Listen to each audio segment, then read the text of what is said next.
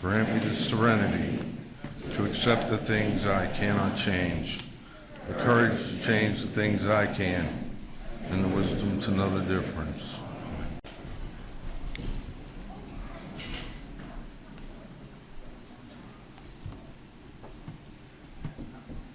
Thank you, Jim.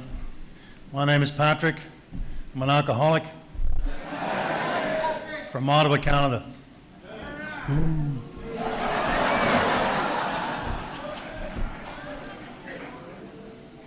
And I realized that Jim was nervous in the truck when we left the cabin, and I figured out what it was. I figured he didn't think he'd have enough time to clear the stage after he said the word Ottawa before you people started throwing something. And all I can say is I think if Dan had known that Ottawa and Pittsburgh were going to be locked in a seven-game series, you might have had a different speaker. They gave me a badge they wanted to wear that said Ottawa, Canada. And I thought, that's like a target.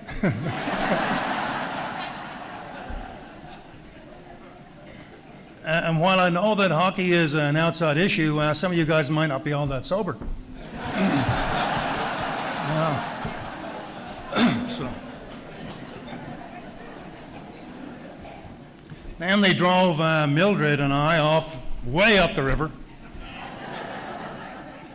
And I thought, I know what this is. This is a hostage taking. They're going to phone the Sens. They're going to say, you guys lay off, or these guys aren't getting out. And I thought, we're going to big trouble, because she's from Toronto. And I'm not even a Sens fan. I mean, I watch my hockey in the old Forum in Montreal. Anyway, that's enough of Ottawa and hockey and all that, but may the best team win. I should start at the beginning and say, just get a few things out of the way straight away and say, it really is an honor and a privilege. And to be honest, it's a humbling privilege to be asked to come here and to be with you in this your place of gathering since 1950. And think of all the people who've come through here and the experience, strength, and hope that's come through here since that time. It really and truly, for me, was and is a very, very humbling privilege, and I thank you for it very much. And I thank you all, and I do get what Dan said, that really the committee is just the people who represent you, this fellowship in the Pittsburgh and greater Pittsburgh area, and I know some people from Ohio as well. But I do want to thank a few people in particular. Of course, I want to thank my host, Jim, who's been a fantastic just a fantastic guy to hang with the last few days.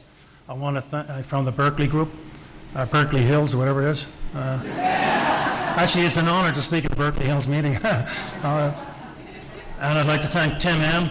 from the Lawrenceville group, and I'd like to thank Dan, your chairman, from the Lawrenceville group. So thank you very much. My home group is Sunday Night Big Book in Orleans, Ontario, just east of Ottawa. My sobriety date is the 13th of September 1992, and I have a sponsor in Eganville, Ontario, Earl M. Some of you might know Earl. He'll be 50 years sober this year, so he keeps me in check. And what a privilege to be here, and what a privilege. An extra little delight was the fact that we were here for Mildred's 44th, and to celebrate the cake that Laura, I think it was Laura G. Gave, and to be here for Mickey. What great talks. Thank you very much, all three of you. Mildred, I've heard you a number of times, and last night, I don't know, you just get better and better. And I have the privilege, we just found out before the meeting, I have the privilege of escorting this beautiful lady back to Toronto. We're on the same flight. And Mickey, that was mind-blowing today, my friend. I spent a lot of time as a kid in London, at relatives in North London, and just your accent and your delivery and whatever, it just brought me way back, and it was a great talk. Thank you very much. And Kay, you had me in stitches. I actually think your talk should have had a toilet break.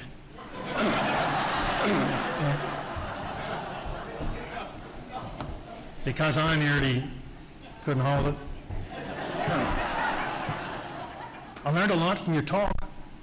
When you were talking about, waking Gary up and pouring water over and slapping him around and questioning him again, I suddenly realized now I know where water... I don't know. What? Kate told me before the meeting, I was just telling her I really enjoyed her talk, and she said, I had actually hoped to say the word on detachment. And I said, something I want to ask you, I've always wondered about Al-Anons. I said, the way you detach with love? And she said, yeah. I said, well, if you just were to momentarily, inadvertently reattach momentarily, would you have to change your date? I've always wondered that, So maybe some of the Al-Anons could tell me after the meeting. There's been a lot of talk up here about it's wonderful to come up here and disconnect. Get off the grid. Where we're staying up the river, I was looking out in the morning, and I thought any of us who've been thinking of that have it all wrong. Have it all wrong. Because all I see around me up here is connectivity.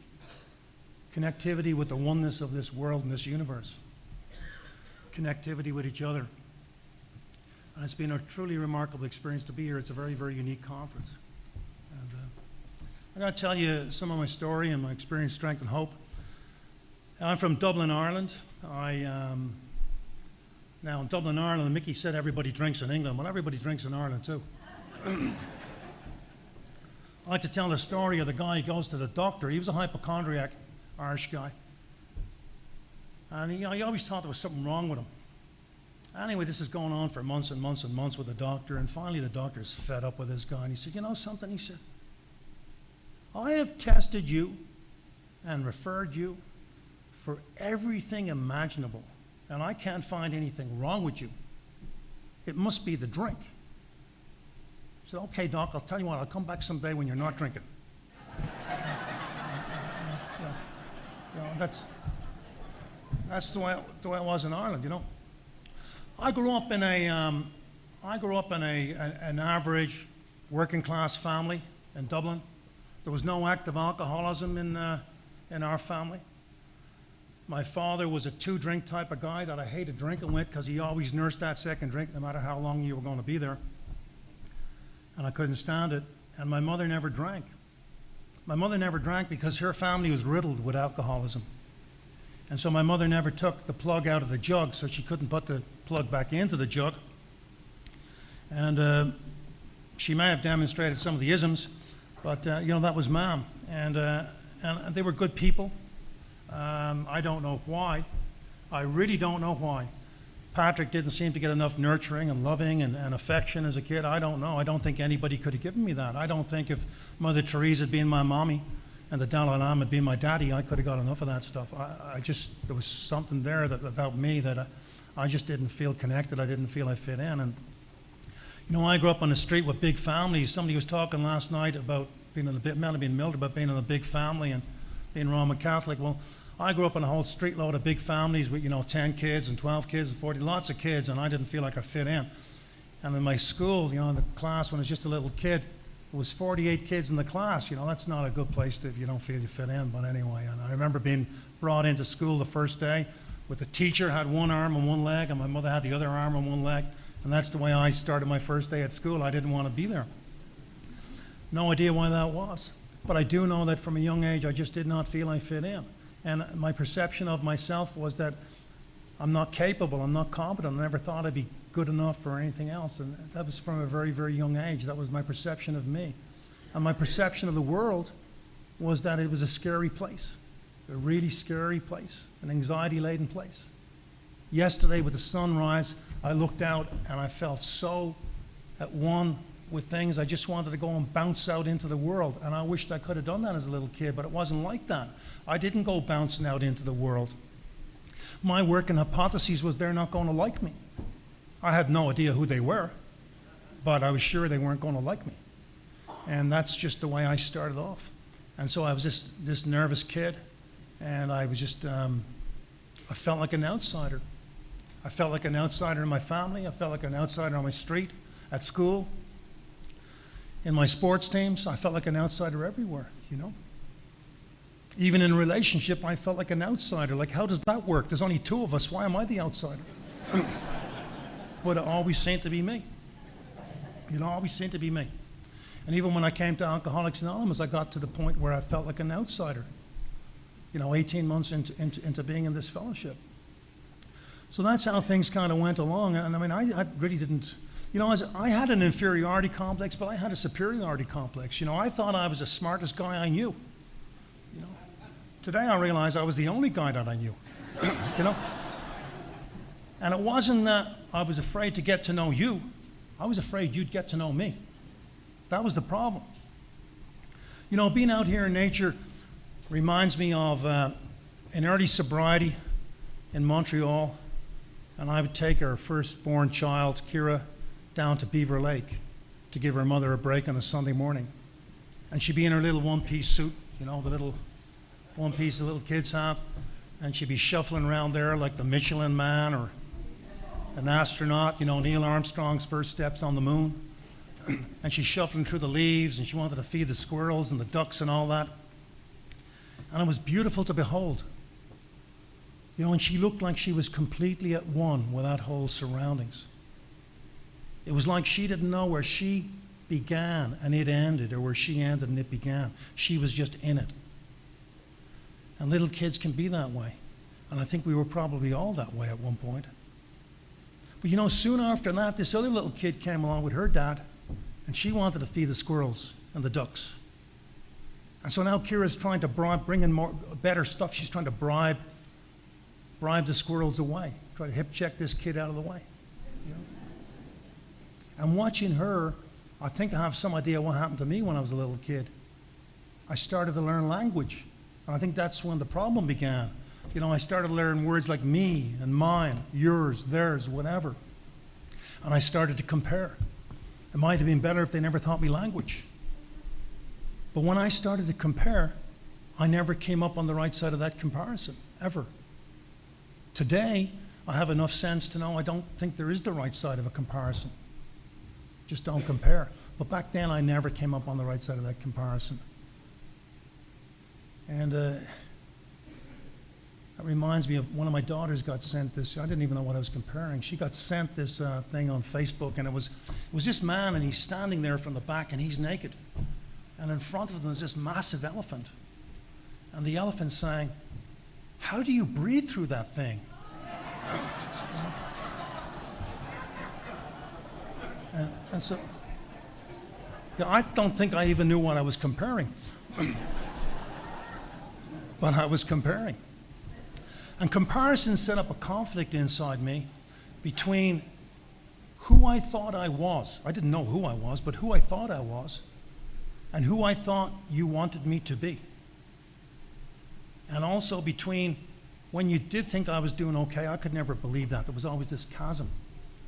And as I say, I didn't know who I was. We had a politician in Canada, I won't name who it was because we keep party politics out of this, and he was doing what a lot of politicians do. It was right before an election, and he was going to schools and old folks' homes and all this looking for votes. And he's in this elderly person's home, and they're all enthralled with him, except for this woman. She's sitting looking out the window. So he went over to her and he said, "Excuse me, do you know who I am?"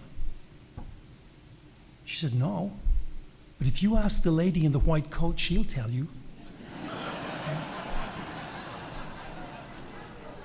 Now, I didn't have to ask the lady in the white coat, but I had to come to Alcoholics Anonymous to find out a little bit of who I am.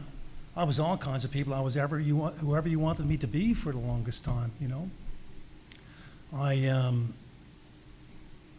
That reminds me of another story about a little cartoon. I think it was Larson. And it was in the Stone Age, and this guy is lying on a rock. And this Stone Age psychiatrist, he's there with a chisel and another rock, and he's taking notes, And he's saying in the first frame, "When did you first suspect you might suffer from multiple personality disorder?" And the little guy on the rock says, "I don't know. I think it might have been the first time I realized I was the only person in my group therapy. And, and, and I didn't have multiple personality disorder. I'm not even sure I know what that is. But I had a lot of personalities, depending on who you were. And I learned from a young age how to observe you. And I learned from a young age how to fit in. And I learned how to sound tougher or less tough or smarter or dumber or whatever the occasion warranted to fit in, because I needed to fit in. And I learned to look like I fit in, and I learned to sound like I fit in, but I never felt like I fit in. I became this chameleon. And that's how I ventured forth. And I had 3 strategies for dealing with life when I came up on the wrong side of these comparisons. First one was I just became a recluse. I withdrew. I didn't go out. I'm going to stay home, not playing. Just afraid. Or else I became a pretender and I put on a mask and I became a great pretender. And a lot of us in here became great pretenders. And I'd love to tell you that I stopped pretending when I came to Alcoholics Anonymous. But that would be an outright lie. That would be an outright lie. And the third thing I did was I looked for a distraction. Anything to distract me from reality, because I couldn't deal with reality. When I got to be 12 years of age, I got a job in a bar near Dublin Airport. And when I walked in there, like I say, my family were okay. There was always 3 meals on our table. There was always a roof overhead. I came from good people. I came from good people. My mom and my dad were religious. They didn't run it down our throat, but it was clear they were religious people and they were good people, and we know what right and wrong was. But one thing that we didn't do well was we didn't do emotion very well. A lot of Irish people didn't seem to do emotion very well, and we didn't either. Today I understand that's part of the 3 R's of an Irish education: reading, writing, and guilt. You know? But that's the home I came from. And when I walked into this bar, it was like somebody had taken my black and white television and replaced it with a color television with surround sound. We did have black and white televisions. Do you remember that, Mickey? When they would say, and the team playing from left to right on your screen is Manchester, because you couldn't tell, and you couldn't see the ball. It was just snowy. But I ended up in this pub, and I think a little bit like Bill Wilson when he talked about that wafting camaraderie that was coming out of the Mayflower Hotel when he was in that pickle before he phoned the minister. Went to see Dr. Bob. I fell in love with the bar from that age, because what I fell in love with was what these people seemed to have, which was camaraderie, conviviality, togetherness. And in those days, Irish people used to go out early in the evening and they'd be there all night. And they'd all have their little place staked out in the pub. And they laughed, they joked, they seemed happy to see each other, and they went out of the bar hanging out of each other down the street. And they'd be just talking and pulling on each other. And I was waiting for the buttons to pop, you know, as they're going down. And I wanted what they had. I wanted some of this of what they had, because we didn't have that at home. And so I took steps into the stockroom to get it, and I started to tipple with a few drinks. And very shortly after that, I found myself at our school dance in a blackout. And I went to a Christian Brothers school. And our head brother was a guy, we used to call him Joe Moon. And Joe Moon had this big round head, totally bald, on massive industrial shoulders and no neck. He was just a huge man, about 350 pounds. And I would find myself outside the classroom sometimes for mistaken identity. And he'd be coming down the corridor and he would block out the light. And I think that's where he got the name Joe Moon, because it was like a total eclipse. And he'd come down there, and those days, corporal punishment in Ireland was all the rage in school, you know. And he'd punctuate every sentence with a punch into my solar plexus, and I'd go up against the wall and back down again. What are you doing here? Whatever. So this man, anyway, at the school dance apparently didn't like my rendition of Mick Jagger's Satisfaction on the dance floor. You know, I was strutting my stuff like a pigeon the way Mick used to do. Apparently I was knocking people over left and right, and he didn't like it. And I didn't like his criticism.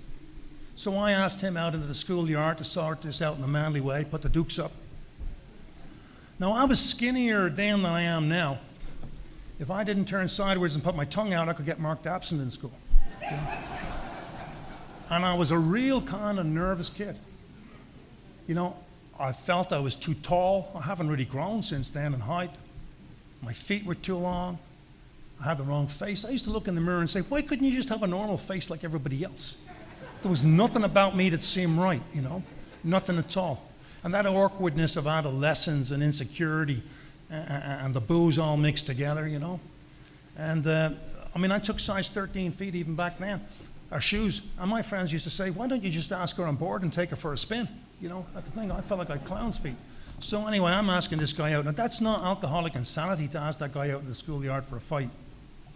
That's just being blind, drunk, and a blackout. And by blackouts, my blackouts, when I say blackout, what I mean is I would be operational for hours, usually creating chaos. No consciousness of this happening at all, and afterwards no memory of it at all. That's what my blackouts were like. And I was a blackout drinker from the beginning.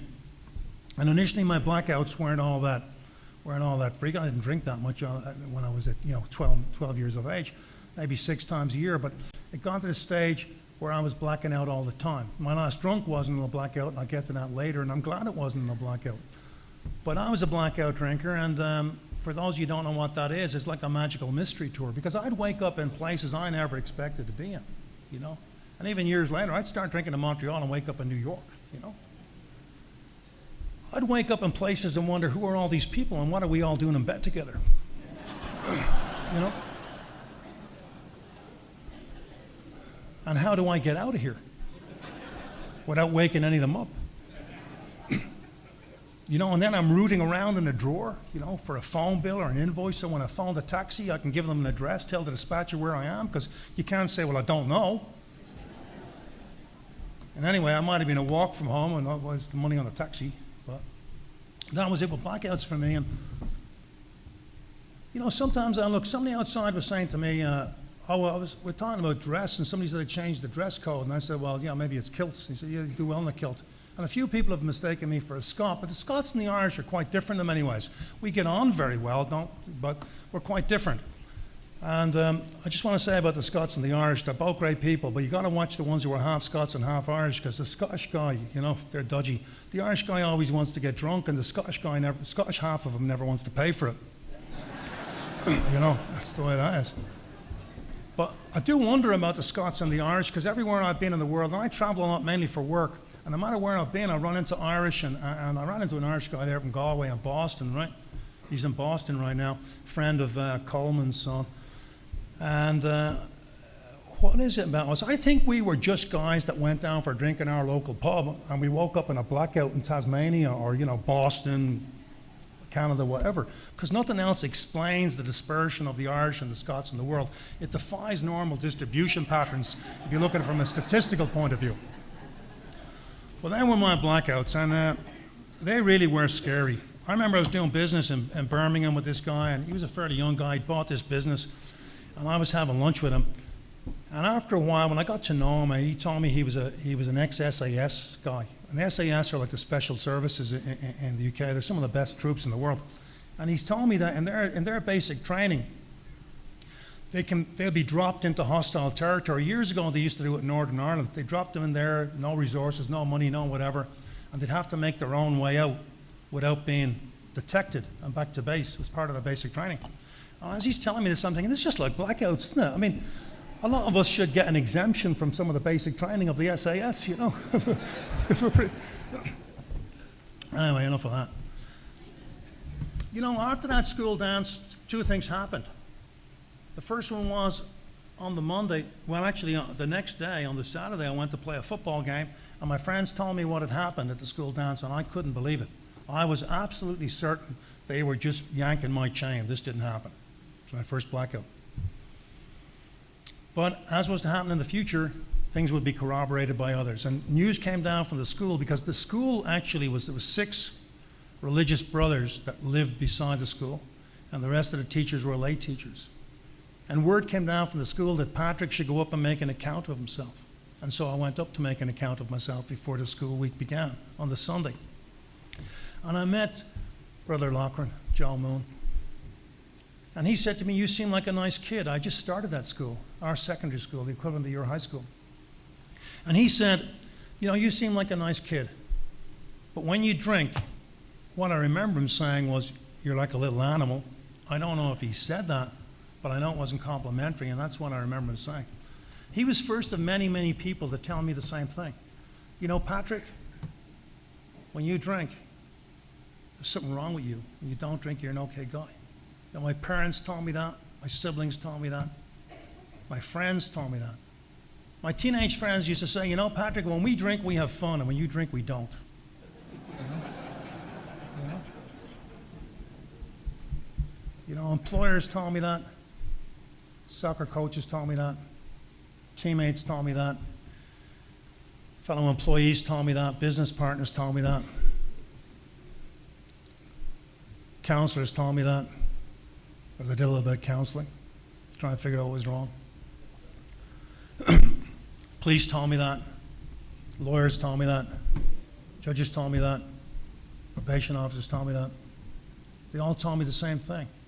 So when I got here, all you had to tell me was, you know, when you don't drink, you seem like a nice guy, and when you drink, there's something wrong with you, so don't drink.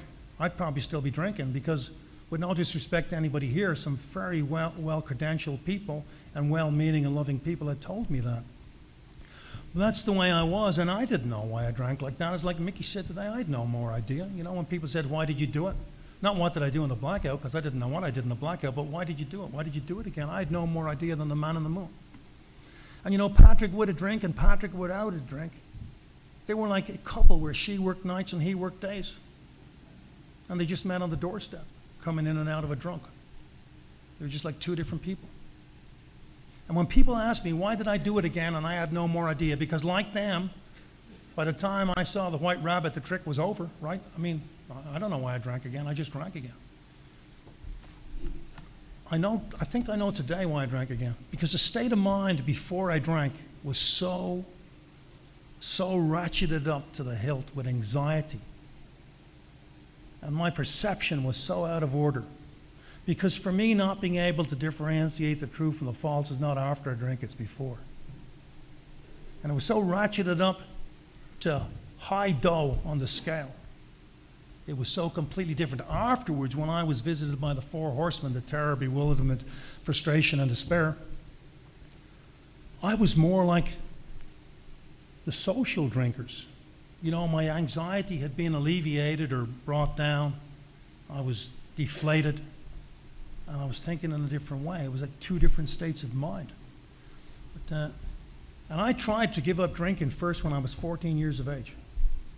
And until I got to Alcoholics Anonymous, I never got more than 3 weeks. Never got more than 3 weeks, you know. No matter what I did.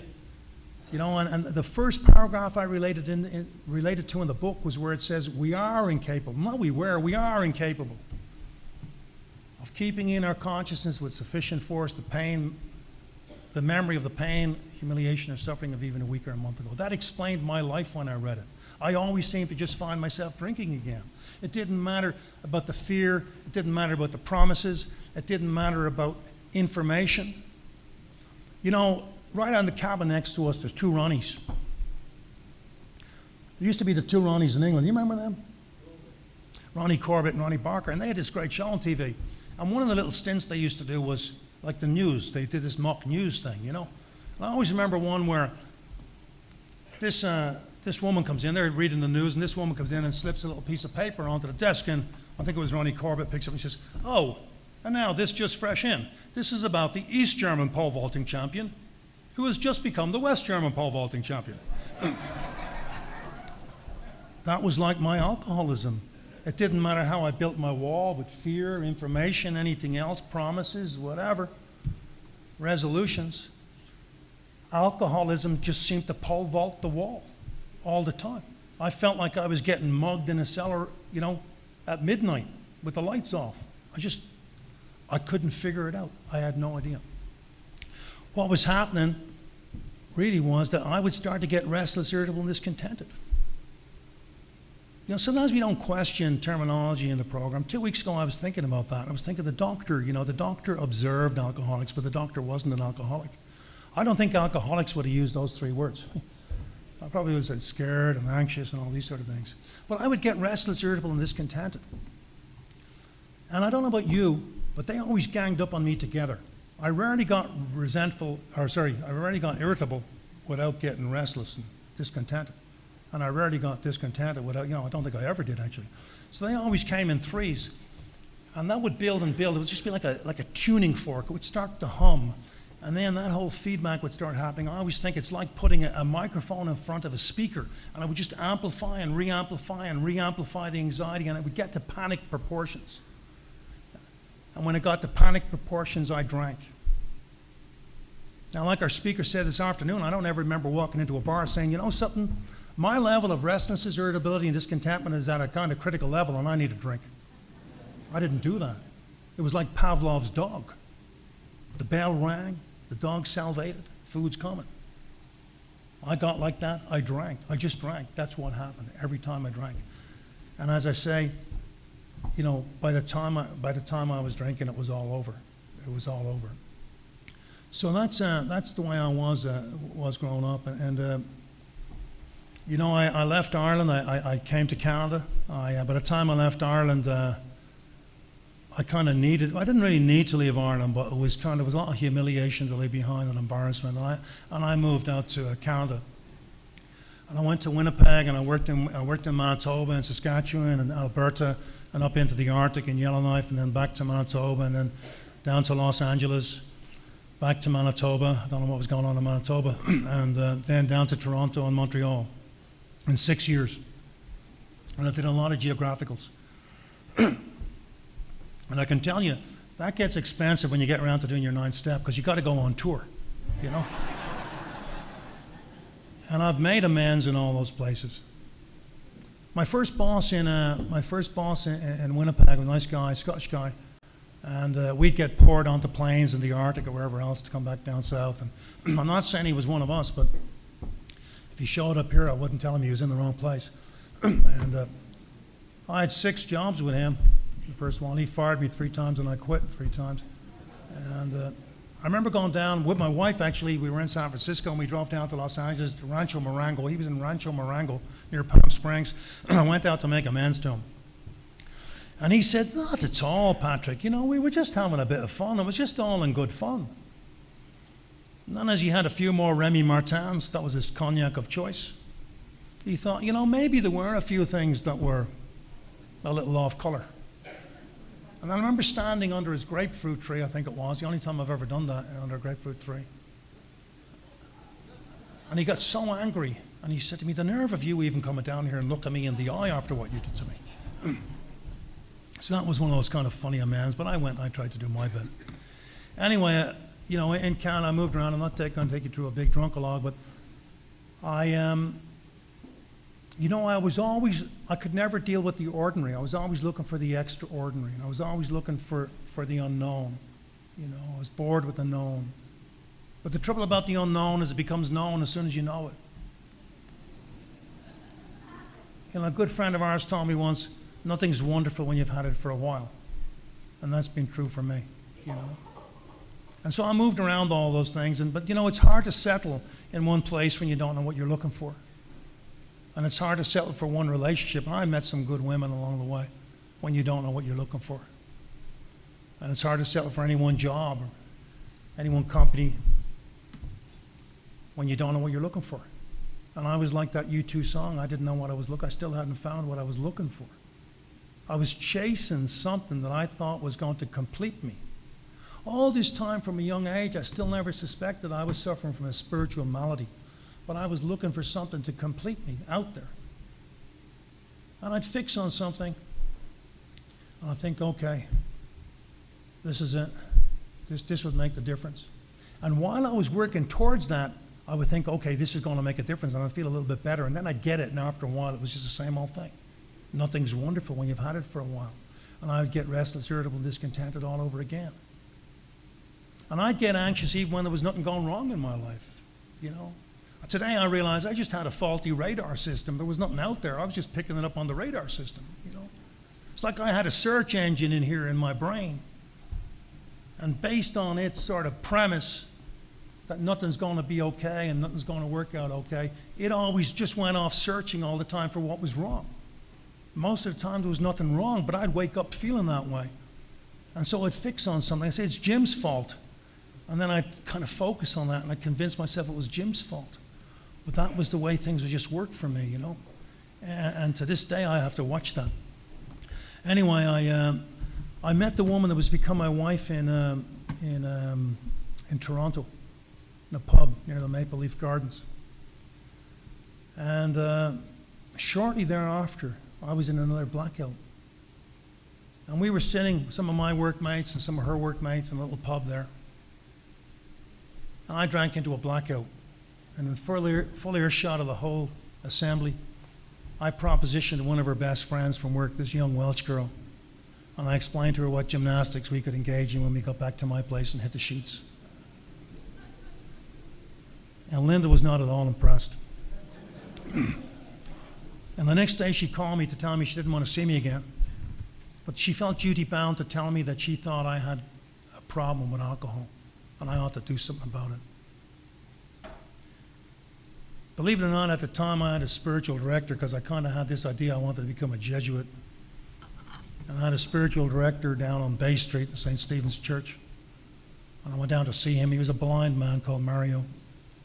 And Mario said to me, Patrick, there's a guy up at St. Gabriel's Church in North York.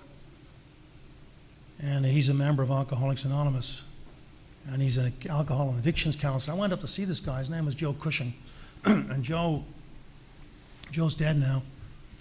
To my understanding, Joe was one of the first 10 guys sober in Toronto. What I remember Joe telling me, Patrick, you couldn't be an alcoholic. You'd be the last person standing in front of me asking that question. And so I went back and I told Linda that. He said, I'm just a heavy drinker. I bumped into, I was at a sponsorship day in Toronto many, many years later with my sponsor, and I bumped into a good friend, I made a good friend that day, a guy called Dave Church. And I asked Dave about this guy, and Dave said, you know something? If you go to the Leaside group of Alcoholics Anonymous tomorrow morning, you'll meet Joe. So I said to my sponsor, do you mind leaving town a little later? We go to this meeting in the morning. So Earl said, okay. And we went. And I got the chance to stand and hold, to talk to Joe and to hold his hand and say the Lord's Prayer at the end of the meeting. And I'd managed to get back to Alcoholics Anonymous, and I was very grateful that I had. But I told Joe what I thought he said to me, and he said, you know something, kid? I was about 40 years sober when I met you, and I was on pretty dry ground. And I never said to a human being what you think I said to you. And that just made me realize how we can rationalize things and hear what it is that we want to hear. So anyway, I moved to Montreal, and Linda was like the Royal Canadian Mounted Police. She was going to get her man, and she followed me and tracked me down, and she got her man. And she got a lot more for her troubles. And our relationship was like an on-again, off-again situation. It was like a real bad country and western song, where every verse got worse and worse, and the choruses were breaking up and making up. And I never laid a finger on Linda, but my God, I led her a merry dance. And I'd come home at all hours, because I could just go for one drink and go back 2 or 3 days later, When I'd been living in Toronto before I went to Montreal and we was going to set up a business in Montreal, we're getting all these jobs for nothing. I'll tell you here's how the obsession seemed to work with me. I'd go to Montreal the night before. All I had to do the next day was show up, meet the bankers, meet the developers, meet the lawyers, meet whoever, meet the contractor. We were going to get this job. I remember the first one was this tower that burnt down opposite the old Forum. We didn't even have to bid for it. There wasn't a cloud on the horizon, as it says in the book. And yet I got all anxious. I got all nervous. Because you see, I always thought they were going to find me out. I always thought she was going to realize I'm not the guy she thinks I am and move on. Or my employer was going to find out I'm not the employee, or my client was going to find out I'm not the guy that they think I am and dump me. And so even success made it worse. To be honest, success just upped the ante. Success made me think I can't sustain this. And from that young age, when I didn't feel I was good enough and I didn't feel I was liked and all that, I developed a pattern of having to be useful. I didn't feel loved just for who I was. I had to have a function. I had to be useful, I had to be something.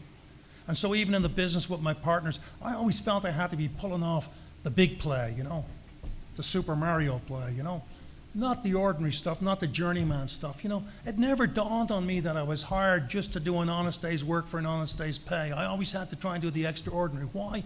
Because I needed the pats on the back and the accolades. But when I got the pats on the back and the accolades, I couldn't believe them. And as I got more pats on the back and more accolades, the chasm between who they thought I was and who I thought I was just got worse and worse and worse. So I'd arrive in town in Montreal. All I had to do was get an early night's sleep and be bright-eyed and bushy-tailed the next day, and I'd go drinking. You know, and I'd ask the hotel to wake me up in the morning. I'd have several alarms around my room. And I always ended up in the seedy part of town. I don't know why, but I did.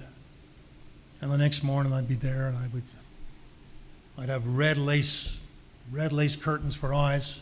I'd be going down René Lévesque Boulevard looking for Visine for my eyes before I went to this meeting with a pounding head, as though somebody had lifted my skull and poured in battery acid. And I'm going in there and I'm thinking, they know where I've been. And why did I drink? There was no reason for me to drink. And when I was in Montreal, I'd have to go down to Toronto for a morning meeting, and I'd take an early flight on Rapid Air. Supposed to be back in the afternoon. I'd finish the meeting with a banker or a joint venture partner or somebody, and I'd heading back to the airport, and I'd stop for one drink. Did you ever stop for one drink? You know? A while later, I'd walk out and I'd phone Air Canada, and I'd say, have you any room on your 1 o'clock flight? Put me on the 1 o'clock, please. I'd go back to the bar. I'd be back out. Have you any room on your 3 o'clock flight? Any room on your 5? What's your last flight tonight? What's your first flight tomorrow morning? And I might get back to Montreal 2-3 days later. Linda got fed up with this and the on and off stuff. And Linda just upped and moved to Kingston, Ontario to start a new life for herself. She's just getting on with it. Meanwhile, I still continue this behavior, so the same thing had happened. I'd arrive back in Montreal, and 4 horsemen would be there, and I'd be petrified. I'd just be scared, and I couldn't get out of bed. And I couldn't even call my secretary that I hired and tell her the truth. The truth was I was just afraid to get out of bed. I was petrified. I don't know what I was afraid of. It was an unspecifiable fear. I just had this fear. And so I'd concoct some symptoms of some imaginary illness I was supposed to have. Tell her I couldn't come in. I'd come in a few days later, and the guys were keeping the business afloat, the guys working for me. And then I'd get in there very, very sheepishly, very embarrassed, and I'd just ease into work, and then I'd get really going at work, and then I'd get alcoholic or workaholic with the work, and then we'd have a deadline. We'd hit the deadline. I'd say to the guys, let's go for a drink to celebrate, and we'd be off over again, you know. That's how it was. And Linda, you know, I abandoned Linda in South Boston. I abandoned Linda on a holiday in Costa Rica. I mean, I just really wasn't a good boyfriend. You know, and I wasn't a good son, and I let so many people down. I let cousins down. I remember messing up my cousin's kid's christening, and when I let my mother's brother down when he needed my help, and I just left him in the lurch. That's the type of guy I'd become, totally unreliable. Anyway, when Linda went, I thought, good riddance. You know, and I just went drinking. I was drinking down the east end of Montreal at this stage, because you get gun shy when you find out you've been rolling around Alexander's pub on Peel Street, punching the head off one of your neighbors at your work because you thought he was checking out the barmaid who only had eyes for you, you know. And so I didn't drink anywhere I was known. And I just started to drift further and further into isolation. And I was auguring down into madness. I was really auguring down into madness, you know. That's what I figured. I was going to end up either in prison, if I'd have gotten what I deserved, because I was a very violent, destructive, angry young man at that time. Or somebody was going to take me down the back lane and just do a little bloodletting and save on the paperwork. Or else I was going to end up insane. I remember going to visit Linda in Kingston. I was supposed to be sleeping in a spare room, and I was in their dining room with a hardwood floor with a tablecloth wrapped around me. She came in and said, "What's wrong?" And I said, "They're all talking about me. I'm starting to imagine things, and I'm starting to hear voices, you know." I read a few years ago that a British surgeon in the British Army, there was a lot of Irish guys in the British Army out in India, and he actually believed that the leprechauns, the Irish belief in the leprechauns, was a manifestation of the DTs. And, you know, and I wouldn't be surprised. But that's where I ended up. I ended up completely alone. I wasn't in touch with my family. Even my drinking friends were gone. They were drinking at a different rate. And I was just really, I thought I was at my bottom. In a way, I was at my bottom for being sober, but not for sobriety. And I went to Alcoholics Anonymous. Now, I'd been introduced to Alcoholics Anonymous a few times. At that school dance, the brother had brought in a guy to speak to us in the main room, in the art room, and he put me sitting in the front row, a guy from Public Information. I couldn't relate to him. And we had a neighbor on our street, Dorothy, and she asked me if I thought there was something bizarre about my drinking. But I thought there was something bizarre about Dorothy. She had discovered God in Alcoholics Anonymous and wanted to tell the whole world. And then in Nipawin, Manitoba, I had a friend, she was with the Winnipeg Jets. And her dad was out in Nipawin, Manitoba, Bud H. And Bud was a stand-up guy. And he was about 25 years sober back then. And Bud talked to me about my drinking. But, I wasn't ready. I think when we're ready to come in here, we're like an apple ready to just fall into the palm off the tree. We don't have to be cut or twisted or anything else. We're just ready. And I wasn't ready. But now I was ready. And I called Alcoholics Anonymous when I got back to Montreal. My last drunk was a very, very destructive, angry, aggressive affair, very violent. I've been through it, my fifth step. I'm not going to get into it here. And I'm glad it wasn't in a blackout, because there was something about that last drunk that broke through the delusion, because I didn't suffer from denial. Because to suffer from denial, to deny something, I have to know it to be true and refuse to admit it. But I didn't know I had a twofold illness. I didn't know that. I didn't understand alcoholism until I got here. I had lived it. Life brought me the first step, but you helped me put a label on it. But I didn't know it till I got here. But something about that last drunk broke through the delusion. Something about that last drunk. See, before that, I was always able to say, that time in Costa Rica was a disaster. When I messed up my cousin's kid's christening, it was a catastrophe. This was a write-off. That was a lost opportunity. There was something about my last drunk that I was able to see, that my whole life was nothing more than the sum total of all these missed opportunities and disasters and write-offs strung back to back. And the time between them was getting less and less. And what was going on in them was getting worse and worse and more serious. A long, long, long, long way from that childhood problem at the school dance. And I didn't see the light, and I didn't feel the heat when I came to Alcoholics Anonymous. There was nobody left in my life to turn up the heat, to be perfectly frank. I didn't see the light. Although Alcoholics Anonymous became the light by which I see today, but I didn't see the light back then. And I came to Alcoholics Anonymous out of cowardice. And I'm glad I had that cowardice, because I was just afraid to drink. I was afraid of the magical mystery tours. I was afraid of what was going to happen. And I was afraid not to drink. And so I came to Alcoholics Anonymous in Montreal. First night I met the woman who was to become, I met the woman Dorothy, and she introduced me to the man who was to become my sponsor when she found out it was my first meeting, Les B. And Les was just a fantastic guy. Les was just a great guy, and I had him for 3.5 years, and I realized today that in that 3.5 years, Les gave me everything I needed. And it's taken me a long time to unpack that. Our speaker last night said if you're around 44 years, maybe you'll understand some of this. So it's taken me a lot of time to understand what Les told me in some of those first few years. But Les was a great guy, and he used to tell me that I was human, only more so. And he used to tell me that an alcoholic is a man or woman with their feet firmly planted in midair. And he used to tell me that sitting on a seat in Alcoholics Anonymous will not turn you into a happy, contented ex-problem drinker. Just like sitting on an egg won't turn you into a chicken. And Les was a fantastic guy. And Les basically told me what had happened to him and what he had done. That's all Les did. Les talked about him. He didn't talk about me. And we'd meet twice a week in his kitchen, and another 2 times a week at a little deli near the Blue Bonnets race course called Crickets. And Les would just tell me what was going on, and he'd tell me what he had done, blah, blah, blah. And I just love this man. I just love this man. But my early sobriety, it took me a long time to get the first step. It took me 18 months to get the first step without drinking.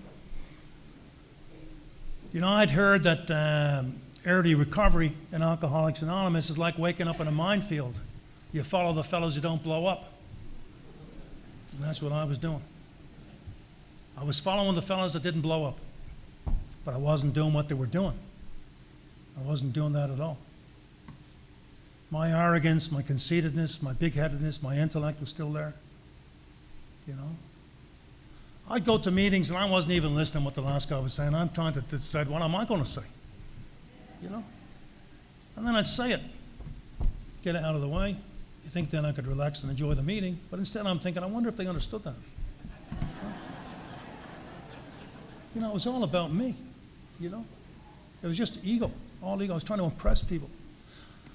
I was back into the pretense. I didn't see that at the time, but that's what I was. I learned to talk, but I wasn't walking the walk. As I say, I wasn't doing what those guys were doing that weren't blowing up, you know. And I'd go to meetings. I'm sure some of you went to meetings. Nice summer night in Montreal. Let me go for coffee afterwards, all sitting around. We'd sort out the problems of the world. I'd feel wonderful. Drive home. What a starry night. Just gorgeous. Had a little moment when I get out of the car to go into the apartment. Like, this is great. It's all on the up and up now. And then I'd wake up the next morning and I'd just be racked with fear, complete fear. I used to have a sound system, and it had an amp, it had a cassette player, and a turntable playing through it. And when the electricity went off, I don't know why this was, when the electricity went off, when it came back on, it was always the radio tuner that came back on, the radio. So I said to this guy, why is that? He said, well, that's its factory setting. That's its default setting. Well, that was my default setting. I had the kind of sobriety, or sobriety, I've heard it described as, you know, that kind of warm, comfortable feeling of wetting the bed. You know, momentarily, I'm warm and comfortable and whatever. But shortly thereafter, I'm just cold and miserable and humiliated. The shelf life of my sobriety was terrible. So anyway, you know, but I hadn't done the work. You know, I hadn't done the work. I was making it really, really, really complicated, and it nearly killed me. Now, a sponsor of mine, and he's got 2 little girls, and their grandmother was visiting, and she bought them 2 little kites at a dollar store. And so they're sitting down, and one of the little girls, Georgia, she ripped the kite out of the packet, and her grandmother said, hold on a minute there, Georgia, let's read the instructions. So she's pulling out that accordion list, you know, 57 languages, looking for the English, going up and down. Meanwhile, Georgia has her kite put together. My grandma said, Georgia, I told you to read the instructions. She said, you know, Nana, it's just too simple for you to understand. And that's what the problem was for me in Alcoholics Anonymous. It was just too simple for me to understand. I was trying to make it complicated. I was stuck on the dash in the first step. I hadn't passed that dash, that hyphen. I met a guy today, Ken, with a dog called Dash. I was stuck on that dash. And the 3 pertinent ideas to me were really important. They really helped me with the first step, because you see, I was stuck there. I knew I was powerless over alcohol. I knew that, you know. But God could and would if He were sought, you know. I wasn't looking for God to do it. I thought with my ego that if I just listened to enough of you guys, and I go to a couple of weekends, go on some men's intensive retreats, read the books, get some whatever, I can fix me in the privacy and comfort of my own home without having to expose my warts and all to anybody. And that nearly killed me, because I ended up 18 months in Alcoholics Anonymous without a drink when I realized I had a not drinking problem that was worse than my drinking problem. And I just wanted to kill myself. And I had to get down to causes and conditions, you know. I had to get down to causes and conditions. And I was to learn that there was only one condition that mattered in my life, and that was my spiritual condition. And if that was okay, I'd be okay. But I didn't know that at the beginning. As I say, I hadn't done the work. 12 steps of Alcoholics Anonymous are like a coffee grinder. You don't put any beans in there, you ain't going to get any coffee. And the beans I had to put in were the beans of my life, because the truth about my life will set me free. The truth about my life won't set you free, but the truth of your life will set you free. You know? And I thought I could just cruise along. I thought I had done my steps. I'd written a 4th step that was like a screenplay. And it was complete, utter junk, and it took me forever to write it. You know? I basically hadn't done the steps. The 12 steps to me seemed to be like the combination to a safe. You need all the numbers to open it, you know? So I had to get back to that, and so I went back and I realized somebody talked today about surrender and admissions or whatever, but you know, I had admitted I was an alcoholic when I came here. But that's an admission, it's not a surrender, you know? And in the second step, I came to belief. I developed a belief But that's a belief. It's not a surrender. And in the third step, I made a decision.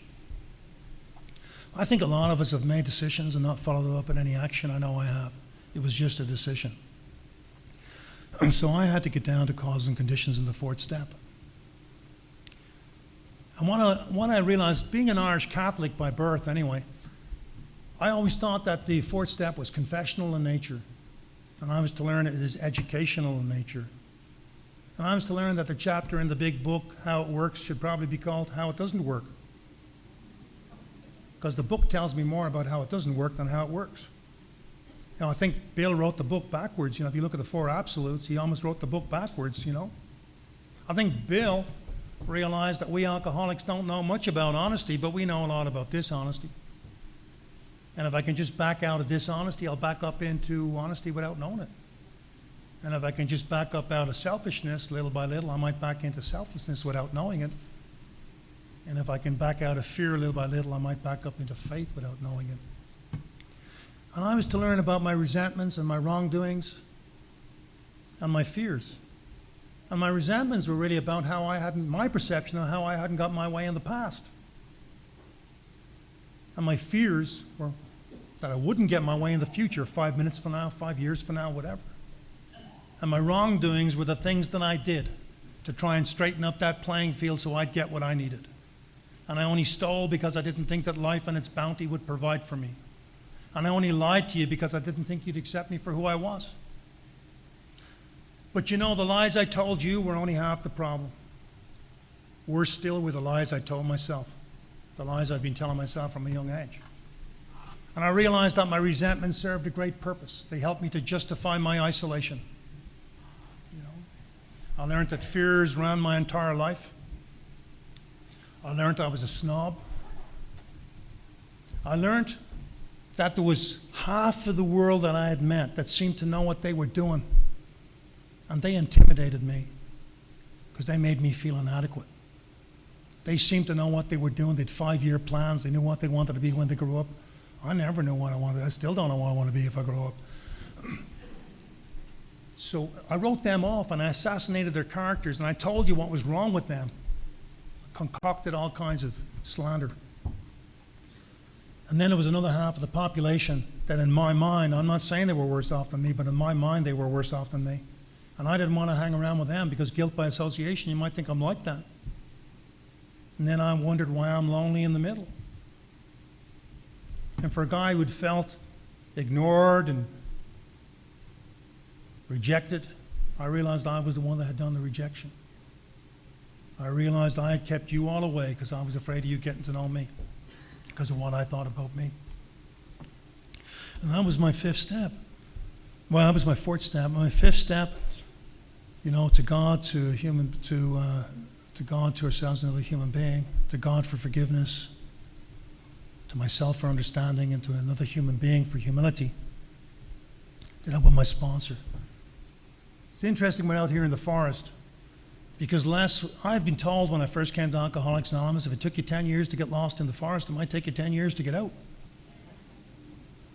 Les was the first guy. You know, that was the first surrender. When I first started to level with Les, that was a surrender. You can't be surrendered when you're still packing. You know, you can't be surrendered unless you throw everything down.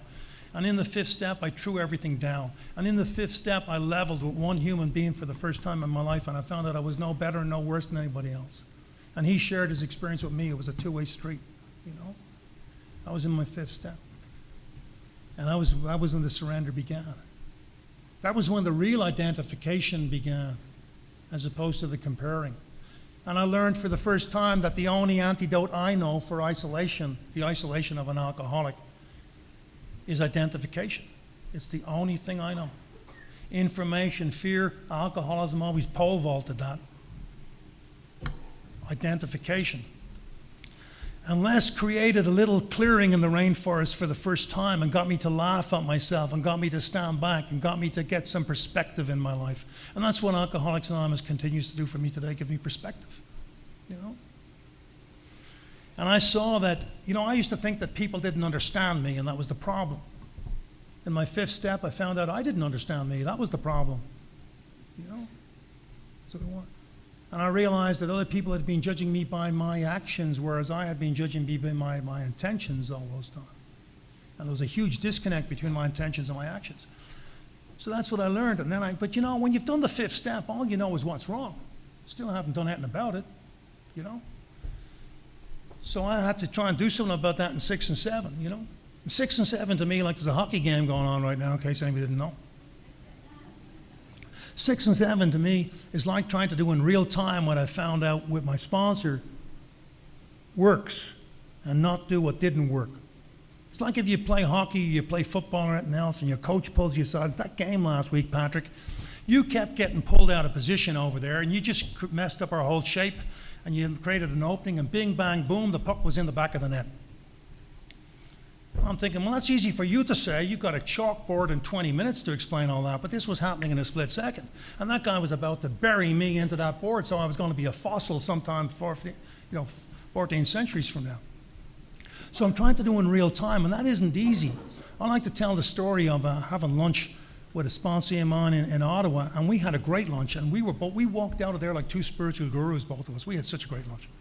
I'm walking back to work, totally serene, and I'm crossing O'Connor, and I was a little bit late leaving the pavement, and this guy in a red Camaro went steaming by, and he screams out the window, and I won't swear from the podium of Alcoholics Anonymous, but he swore my family back in operatic vulgarities, and you know, in a quicker than an Olympic athlete on steroids, I was right back out there in the middle of the street.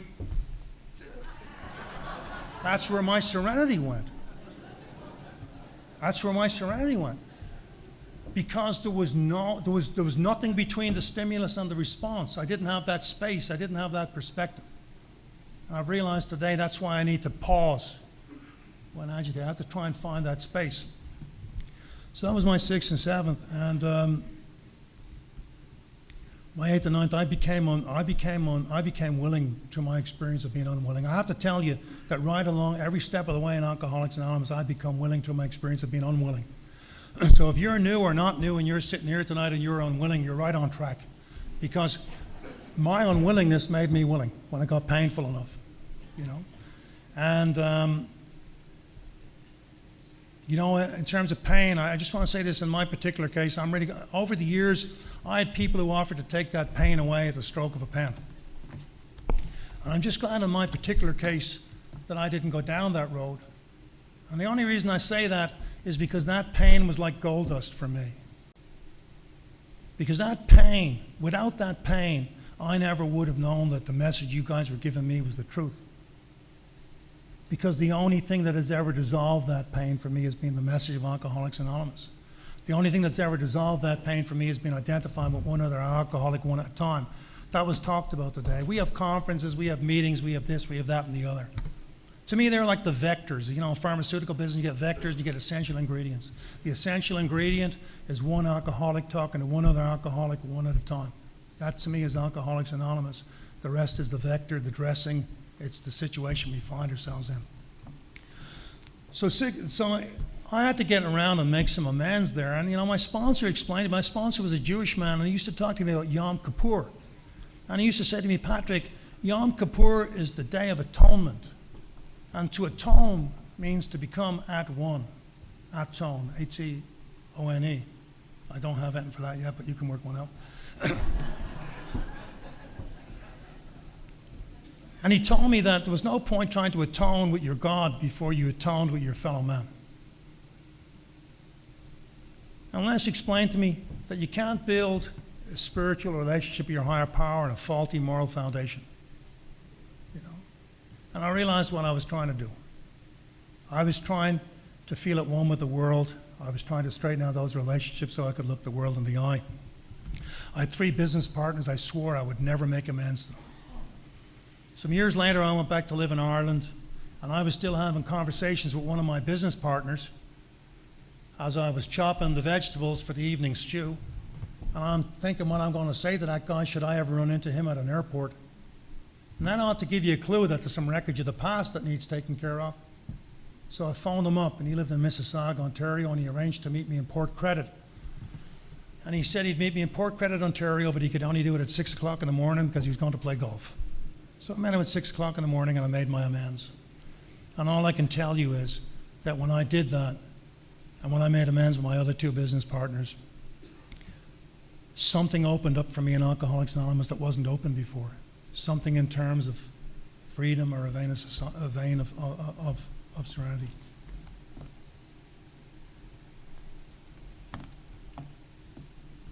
Step 10. My sponsor told me that Bill Wilson's secretary messed it all up. She forgot to write the second half of that step or type it, which was, and when you're right, keep your mouth shut. And I've done more harm in life when I've been right than when I've been wrong. When I've been wrong, I usually leave the scene of my wrongness. I skulk off around the corner, excuse myself, or get out. But when I'm right, I can hang your laundry out to dry for everybody to see. You know? So I have to be careful about that. I can be very quick, and I don't know who it was that said, "Oh, let us watch that something errant member of the tongue." I have to be careful. I can be far too smart sometimes and hurt people. Step 11 for me, I got far too clever with step 11. I got far too complicated with that, I really did. Today I try and keep it real simple. My concept of a higher power has evolved and evolved over time. It really has. And I like, Seamus Heaney's an Irish poet, and he's a beautiful poem about building a wall. And he talks about we can let down our scaffold now that we've built our wall. There's a lot of practices that I used to practice that I don't practice anymore, but they served the purpose of that time. And I've let them down as I've built my wall. And so that's continued to evolve. And my sponsor always tells me that he got sober in Orange County, and he always tells me that Chuck Chamberlain told him we're infinite children on an infinite journey to an infinite creator. And certainly my spiritual experience seems to be just an infinite unfolding, and it just seems to keep evolving. And I like to tell the story about the young girl in England, probably northwest London, and she's drawing, and the art teacher said, "What are you doing?" She said, "I'm drawing God." She said, "Well, that's silly. Nobody knows what God looks like." She said, "You give me 15 minutes and I'll show you." So whatever your concept is of God, don't let anybody knock you off it. Whatever your concept is of a higher power. I try to keep it real simple today. I like the 10th and 11th step. I particularly like the 11th step because I think it's a great barometer. Because when it comes to spiritual condition, I don't multitask very well. I don't do resentments and fit spiritual condition very well. I really don't. I can't meditate and have a resentment. It just doesn't seem to work. Just like it jams the phone lines. Like back in the Cold War, the States used to jam all the Russian phone lines and radio lines. That's just, it jams the lines. I just can't get through. I can't be in contact. So it brings me back to that Yom Kippur thing of straighten myself out with whoever it is, or straighten out the problem's always inside me before I move on with that. The last 3 steps, I realized today that the first 9 steps of Alcoholics Anonymous extricated me from the wreckage of the past. And the last 3 steps keep me out of the worry and projectionism of tomorrow or whenever in the future,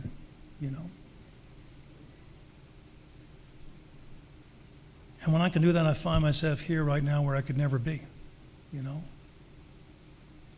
But I can't just hold on to that. I can't get there and hold on to that. I used to think that a spiritual experience was the destination in Alcoholics Anonymous. That was the end result. Some years ago, I realized that that's just the beginning. That's the starting point. Because without a spiritual experience, I'm not capable of practicing these principles in all my affairs without being in fit spiritual condition.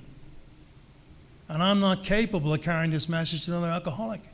I'm not even interested in carrying this message to another alcoholic when I'm not in fit spiritual condition.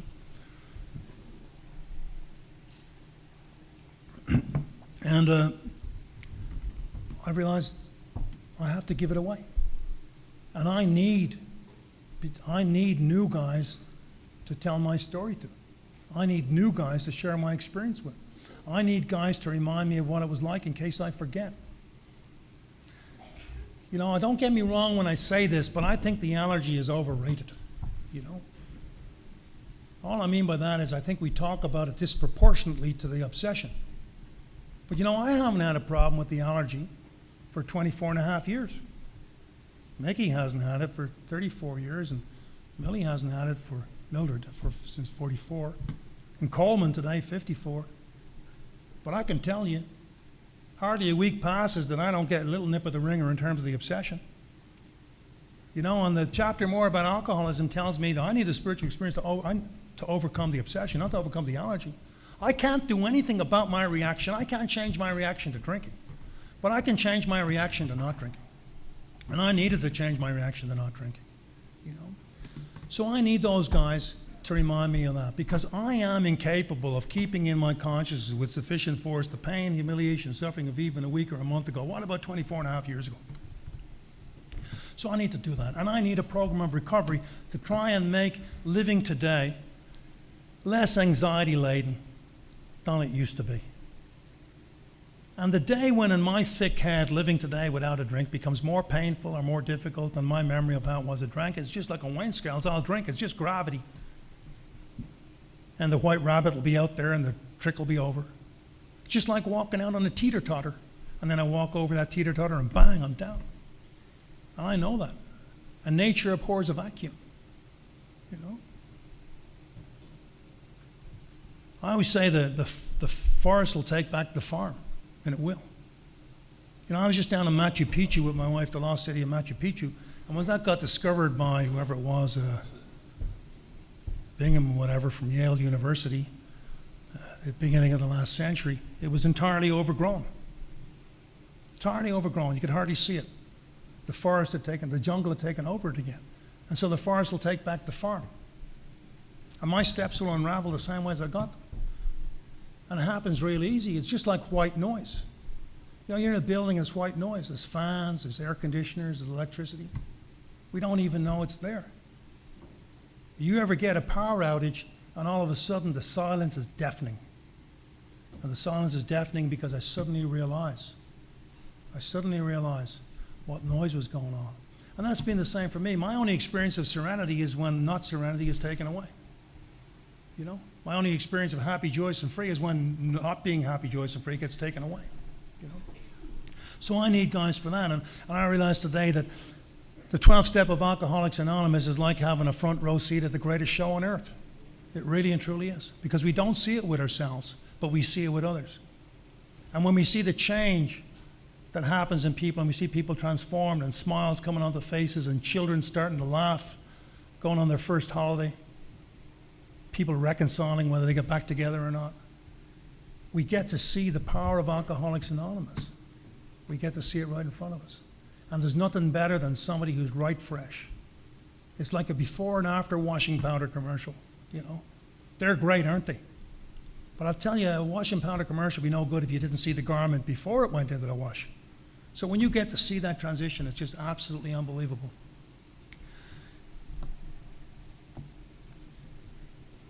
I got sober thanks to the intensive work of others with me.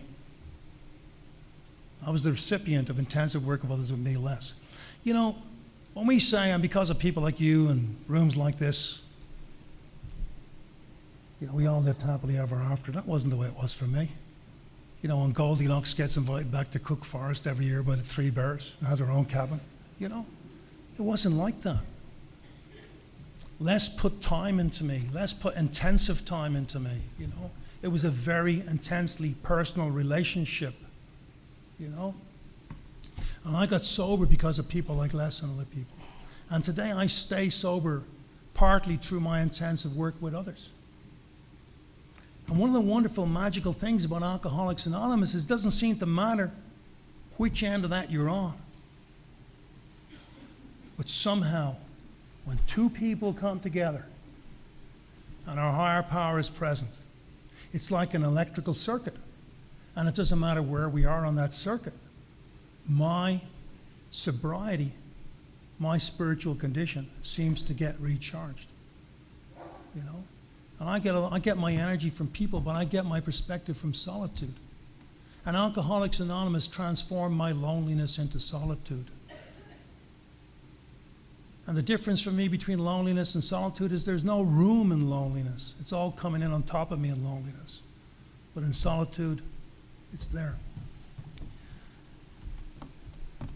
So I need to keep sticking around. I need to keep helping guys. I need to keep trying to practice a program, keep trying to re-energize.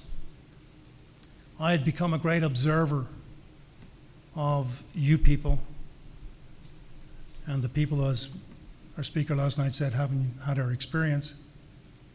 But I didn't know anything about me. And I've tried to develop an observer quality in my life. I've tried to observe what's happening inside me.